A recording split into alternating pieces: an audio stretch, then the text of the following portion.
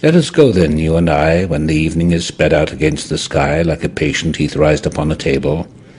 Let us go through certain half-deserted streets, the muttering retreats of restless nights in one-night cheap hotels, and sawdust restaurants with oyster shells, streets that follow like a tedious argument of insidious intent to lead you to an overwhelming question.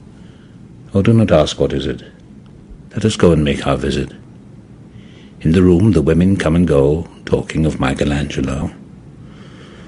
The yellow fog that rubs its back upon the window panes, the yellow smoke that rubs its muzzle on the window panes, licked its tongue into the corners of the evening, lingered upon the pools that stand in drains, let fall upon its back the soot that falls from chimneys, slipped by the terrace, made a sudden leap, and seeing that it was a soft October night, curled once about the house and fell asleep.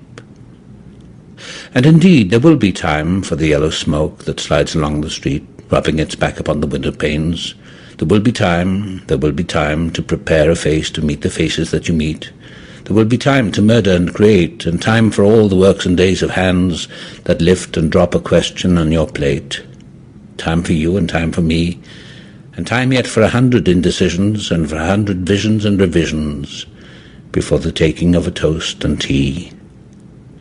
In the room the women come and go, talking of Michelangelo. And indeed there will be time to wonder, do I dare, and do I dare? Time to turn back and descend the stair with a bald spot in the middle of my hair. They will say, how his hair is growing thin. My morning coat, my collar mounting firmly to the chin, my necktie rich and modest but asserted by a simple pin. They will say, but how his arms and legs are thin. Do I dare disturb the universe? In a minute there is time for decisions and revisions, which a minute will reverse.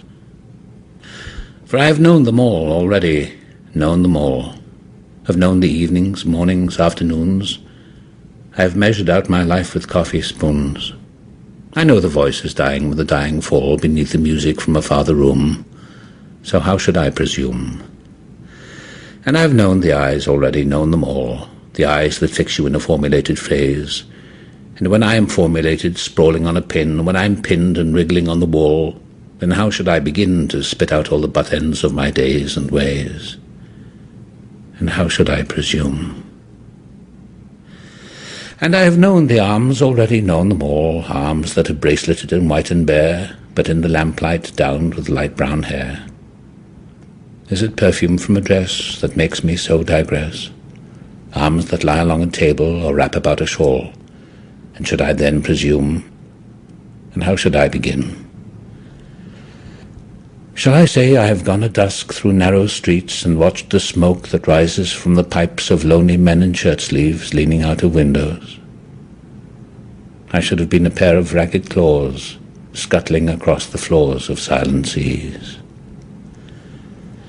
In the afternoon the evening sleeps so peacefully, smoothed by long fingers, asleep, tired, or it malingers, stretched on the floor here beside you and me.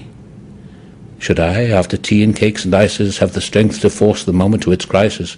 But though I have wept and fasted, wept and prayed, though I have seen my head, grown slightly bald, brought in upon a platter, I am no prophet, and here's no great matter.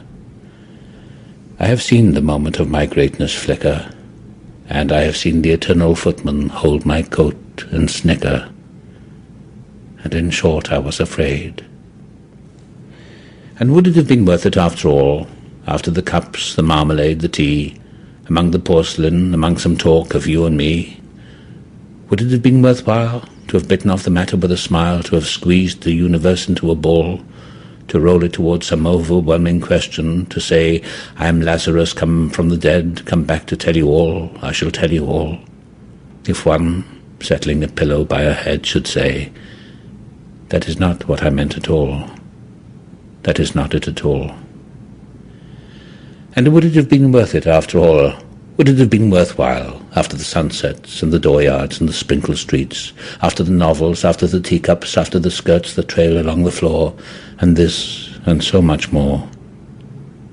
It is impossible to say just what I mean, but as if a magic lantern threw the nerves and patterns on the screen, would it have been worthwhile if one, settling a pillow or throwing off a shawl, and turning toward the window should say, "That is not it at all.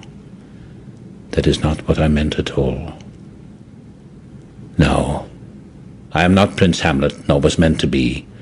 I'm an attendant lord, one that will do to swell a progress, start a scene or two, advise the prince, no doubt an easy tool, deferential, glad to be of use, politic, cautious and meticulous, full of high sentence, but a bit obtuse.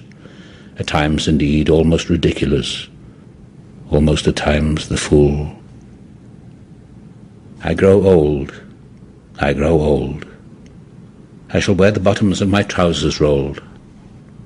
Shall I part my hair behind? Do I dare to eat a peach? I shall wear white flannel trousers and walk upon the beach. I have heard the mermaids singing each to each. I do not think that they will sing to me. I have seen them riding seaward on the waves, combing the white hair of the waves blown back, when the wind blows the water white and black. We have lingered in the chambers of the sea, by sea-girls wreathed with seaweed red and brown, till human voices wake us, and we drown.